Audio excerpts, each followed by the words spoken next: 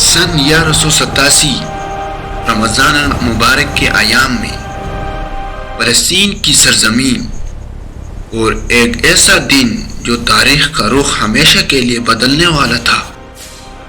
یہ صرف ایک جنگ نہیں تھی، یہ دو تہذیبوں کا ٹکراؤ تھا، یہ غرور اور حکمت کا مقابلہ تھا، یہ طاقت اور ایمان کی جنگ تھی۔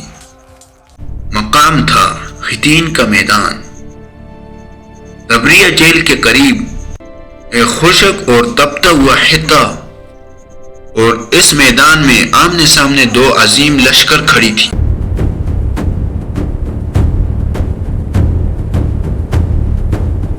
ایک طرف صلیبی سلطنت یروشلم اور دوسری طرف ایک متحد اسلامی لشکر جس کی قیادت کر رہے تھے سلطان صلاح الدین ایوبی۔ تقریباً 88 سال پہلے 1099 عیسوی میں پہلی صلیبی جنگ کے دوران بیت المقدس پر قبضہ ہوا تھا۔ تاریخ گواہ ہے کہ اس دن شہر کی گلیاں خون سے بھر گئی، مسجد اقصی میں قتل عام ہوا، ہزاروں مسلمان شہید کیے گئے۔ اس کے بعد طویل عرصے تک بیت المقدس صلیبی قبضے میں رہا۔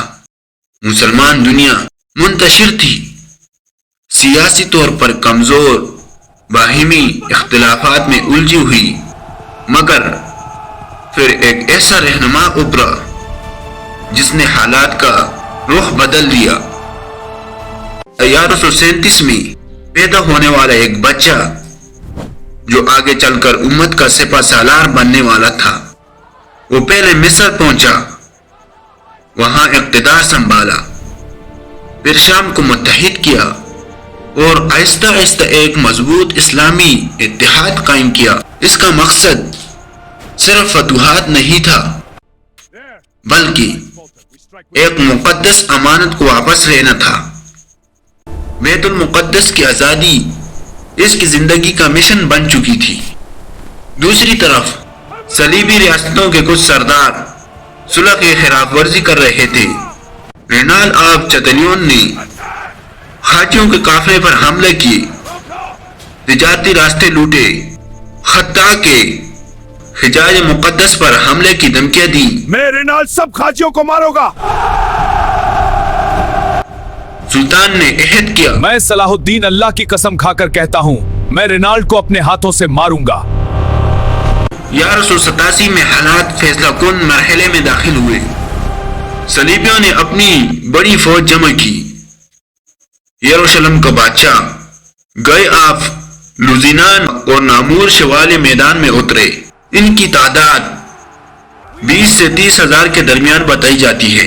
زرہ، بختر، گھوڑے پر سوار شوالیہ اور صلیبی پرچم لہراتے ہوئے، انہیں اپنی طاقت پر غرور تھا۔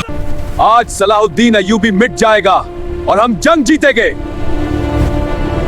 مگر انہیں اندازہ نہ تھا کہ سامنے صرف تلوار نہیں، حکمت عملی کھڑی ہے۔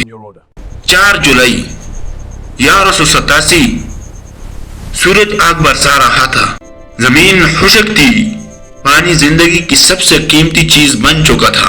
صلاح الدین نے پہلے ہی صلیبی لشکر کا راستہ کاٹ دیا تھا اور انہیں تبریہ کے پانی سے دور کر دیا تھا۔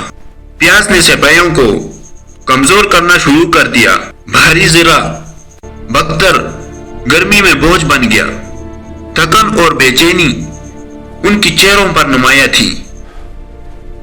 ادھر مسلمان لشکر منظم تھا، پہاڑوں پر تیر انداز تعینات تھے، گھڑ سوار دستے تیار کھڑے تھے۔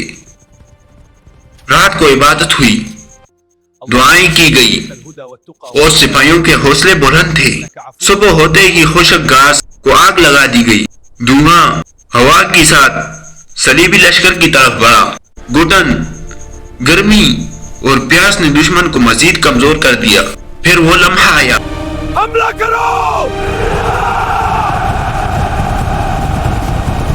جب حملے کا حکم دیا گیا، تیر اندازوں نے ایک ساتھ تیر برسائے۔ اللہ اکبر! آگے بڑھنا اور تیروں کی بارش کرنا۔ گھوڑ سوار دستے نعرے تکبیر کے ساتھ آگے بڑھے۔ میدان میں صلیبی صفیں ٹوٹنے لگی، شوالیے زمین پر گرنے لگے۔ بھاری ہتھیار اب ان کے کام نہیں آ رہے تھے۔ چند گھنٹوں میں جنگ کا نقشہ بدل چکا تھا۔ صلیبی لشکر بکھر گیا، ہزاروں مارے گئے اور ہزاروں قیدی بنے۔ رینال آف چتلیون گرفتار ہوا اور سلطان کے سامنے پیش کیا گیا۔ تاریخ بیان کرتی ہے کہ سلطان نے اس کے جرائم کی سزا دی۔ یہ ذاتی انتقام نہیں بلکہ کیے گئے عہد کی تکمیل تھی۔ بادشاہ گائے آف لوزینان کو پانی دیا گیا، جو عرب روایات میں جان بخشی کی علامت تھا۔ جنہوں نے ہتھیار ڈال دیے ہیں ان کو کچھ مت کہنا۔ یہی وہ فرق تھا جو فاتح اور ظالم میں ہوتا ہے۔ ختین کی شکست نے صلیبی سلطنت کی کمر توڑ دی۔ شہر در شہر فتح ہونے لگے۔ عکا، نابلس، یافا اور بالآخر 2 اکتوبر 1187 کو بیت المقدس کا محاصرہ ختم ہوا۔ شہر پر اسلامی پرچم بلند ہوا، اذان کی صدا دوبارہ گونجی، اور اس بار کوئی قتل عام نہیں ہوا، کوئی انتقامی خونریزی نہیں ہوئی۔ فاتح نے رحم اور عدل کا مظاہرہ کیا۔ یورپ میں اس شکست کی خبر پہنچی تو کہرام مچ گیا۔ یہ شکست ناقابل یقین تھی۔ تیسری صلیبی جنگ کی تیاری شروع ہو گئی، مگر ایک حقیقت واضح ہو چکی تھی۔ جب مسلمان متحد ہوں اور قیادت باحکمت ہو تو بڑی سے بڑی طاقت بھی شکست کھا سکتی ہے۔ جنگی حتین ہمیں یہ سبق دیتی ہے کہ اتحاد طاقت ہے۔ حکمت عملی تلوار سے زیادہ میسر ہو سکتی ہے، اور ایمان سب سے بڑی قوت ہے۔ حتین کا میدان آج بھی خاموش ہے، مگر اس کی خاموشی میں ایک پیغام ہے۔ جب امت متحد ہو جائے تو تاریخ بدل جاتی ہے۔ وہ دن صرف ایک جنگ نہیں تھا، وہ ایمان، حکمت اور اتحاد کی فتح تھی۔ اللہ کے فضل سے ہم بیت المقدس میں فاتح ہو کر داخل ہوئے۔